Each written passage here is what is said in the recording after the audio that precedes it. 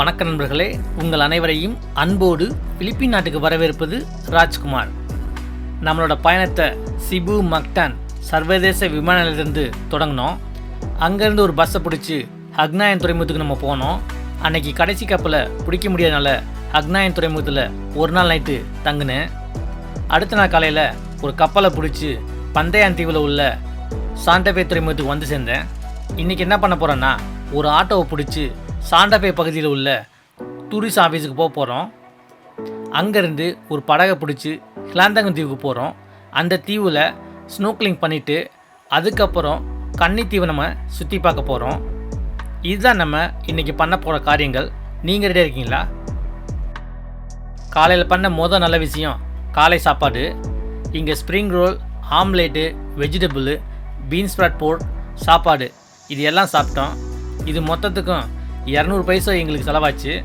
Breakfast ரொம்ப அருமையாக, சாப்பிட்றதுக்கு சூப்பராக இருந்துச்சு. அதுக்கப்புறம் ஒரு வண்டி பிடிச்சி நாங்கள் சாண்டபே டூரிஸ்ட் ஆஃபீஸுக்கு வந்தோம். அதுக்கு ஒரு ஆளுக்கு 30 பைசா செலவாச்சு. 10 நிமிஷம் ஆச்சு இந்த இடத்துக்கு வர்றதுக்கு. வழக்கம் போல் எந்த டூரையும் ஸ்டார்ட் பண்ணுறதுக்கு முன்னாடி நம்மளை பதிவு பண்ணிக்கணும். இன்றைக்கி 4 இடங்களை பார்க்க போகிறோம். 2 தீவு, ஒரு குளம், ஒரு ஸ்னோக்லிங் ஏரியா. நாங்கள் 2 பேரும் ஒரு படகுல தனிப்பட்ட முறையில் இந்த டூர் பண்ணுறனால எங்களுக்கு 2000 பைசா செலவாச்சு. Meet Mr. Nova. Okay, if you come to this island, please take him out. Yeah. Thank you. Okay, thank you sir. Thank you. Enjoy. இந்த மாதிரி பந்தயான் தீவை சுற்றி பார்க்க நீங்கள் வரும்போது இந்த மாதிரி ஆட்டோ டிரைவரை பிடிச்சிங்கன்னா அவங்க இந்த தீவில் உள்ள முக்கியமான ஃபேமஸான இடத்துக்கெல்லாம் உங்களை கூட்டிகிட்டு போவாங்க. அவங்க கூட போகிறது ரொம்பவும் பாதுகாப்பு, அதே சமயத்தில் செலவும் கம்மி. இன்றைக்கி இந்த கடற்கரையில் இப்போ தண்ணி மட்டம் ரொம்பவே குறைவாக இருக்குது. அதனால் எங்கள் படகு 500 மீட்டர் தூரத்தில் நிறுத்தி வைக்கப்பட்டிருக்கு. இன்றைக்கி பார்த்த வரைக்கும் 2 குரூப்பு தான். ஒரு குரூப்பு எங்களுக்கு முன்னாடி நடந்து போயிட்டுருக்கு. அதுக்கப்புறம் நாங்கள் 2 பேர். உங்களுக்கு நான் என்ன சொல்ல வரேன்னா, இந்த மாதிரி தீவுகளை சுற்றி பார்க்க போகும்போது தண்ணியில் நேரத்துக்கு தேவையான துணிகளை போட்டு போங்க. அதை ஆரம்பத்திலே போட்டு போகிறது ரொம்ப நல்லது. எனக்கு பின்னாடி வர குரூப்பை பார்த்தீங்கன்னா தண்ணி கொஞ்சமாக தேங்கியிருக்கு. அந்த தண்ணியில் குறுக்க நடந்து வராமல் அவங்க சுற்றி வராங்க. எது எப்படியா இருந்தாலும் இன்னும் கொஞ்ச நேரத்தில் இவங்க எல்லாருமே முட்டி அளவுக்கு தண்ணியில் நடக்கிறது உறுதி. இந்த மாதிரி சுற்றி போகிறதுனால பலனே கிடையாது.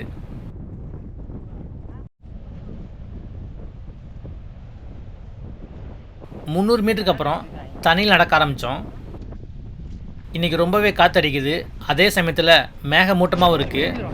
சூரிய வெளிச்சம் கொஞ்சம் குறைவாக இருக்கனால என்னோடய வீடியோ கொஞ்சம் அஃபெக்ட் ஆகும். இதுவரைக்கும் இந்த வீடியோ பார்த்ததுக்கு ரொம்ப நன்றி. இந்த வீடியோ உங்களுக்கு பிடிச்சிருந்துச்சின்னா இந்த வீடியோ நீங்கள் லைக் பண்ணி கீழே கமெண்ட் பண்ணுங்கள். அதே போல் இந்த சேனலுக்கு நீங்கள் சப்ஸ்கிரைப் பண்ணுங்கள். அது எனக்கு ரொம்பவே உதவியாக இருக்கும். ஒரு வழியாக படகு பக்கத்தில் வந்துட்டோம். இங்கே அலையெல்லாம் கொஞ்சம் ஓவராக தான் இருக்குது.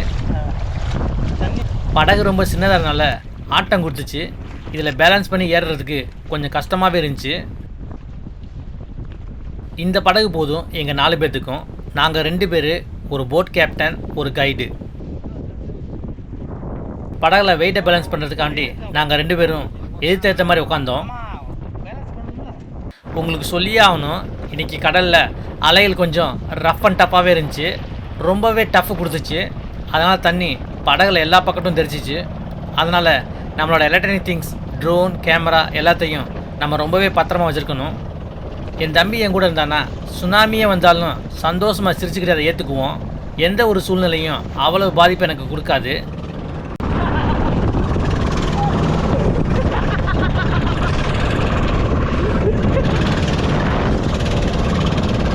என் தம்பியை பொறுத்த வரைக்கும் இதுதான் அவனுக்கு முதல் அனுபவம்.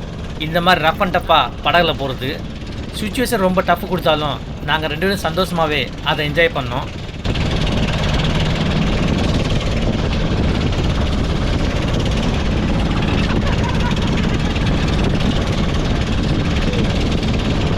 ஸ்னோக்லிங் பண்ணுற இடத்துக்கு வந்தோம். இங்கே வந்து பார்த்தா பவளப்பாறைகள் ரொம்ப குறைவாகவே இருந்துச்சு. இங்கே பவளப்பாறைகள் இப்போ தான் வளர ஆரம்பிக்குது. இன்னும் 5 வருஷம் கழிச்சு வந்தால் நல்ல பவளத்தோட்டம் இங்கே இருக்கும். இந்த இடத்த சுற்றி பார்க்க வரும்போது இந்த ஆக்டிவிட்டி நீங்கள் பண்ணலைனாலும் அவ்வளோ பாதிப்பு இல்லை. ஏன்னா இங்கே அந்தளவுக்கு சொல்கிறதுக்கு ஒன்றுமே இல்லை. அது மட்டும் இல்லாமல் இன்றைக்கி வெயில் சரியாக அடிக்காதனால சூரிய வெளிச்சம் கடற்கரையில் ரொம்ப கம்மியாக இருந்துச்சு. அதனால் வீடியோ ரொம்ப மங்கலாகவே இருந்துச்சு. பாருங்கள் இந்த ஹிலாந்தகன் தீவு எவ்வளோ அழகாக இருக்குன்னு சொல்லி. இந்த தீவோட அழகில் என் தலையே வெடிச்சிடும் போல இருக்குது. தண்ணியெலாம் கண்ணாடி மாதிரி இருக்கனால தரையை பார்க்க முடியுது. நாங்கள் ஸ்னோக்லிங் பண்ண வரும்போது இந்த தீவில் எங்கள் படகு நிப்பாட்டலை. எது எப்படி இருந்தாலும் என் ட்ரோனை பறக்க விட்டு நான் வீடியோ எடுத்தேன். அந்த மாதிரி நான் வீடியோ எடுத்தனால தான் இந்த தீவோட அழகை உங்களுக்கு நான் காட்ட முடிஞ்சிச்சு. இந்த தீவோட மக்கள் தொகை 4000.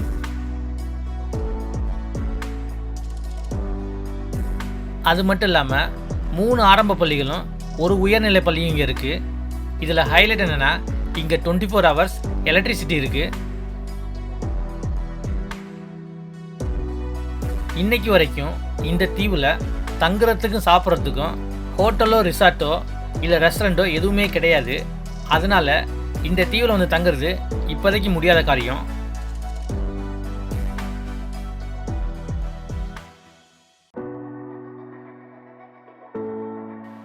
இந்த தீவில் 2-3 கிளிப் ஜம்பிங் ஏரியா இருக்குது. இப்போ நீங்கள் பார்த்துட்டு இருக்குது அப்படிப்பட்ட ஒரு ஏரியா தான். ஆனால் இந்த கிளிப் ஜம்பிங்கில் ஒரு டைவிங் போர்டு இருக்குது.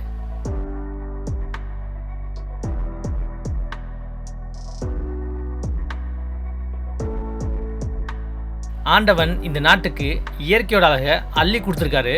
அதை நீங்கள் தெளிவாக பார்க்க முடியும். இந்த மாதிரி அழகான கடற்கரையில் பார்க்குறதுக்கு தான் மக்கள் எல்லாரும் உலகத்தில் எல்லா இடத்துலேருந்து இங்கே வர்றாங்க. இந்த தீவில் மீன் பிடிக்கிறது தான் முக்கியமான தொழில்.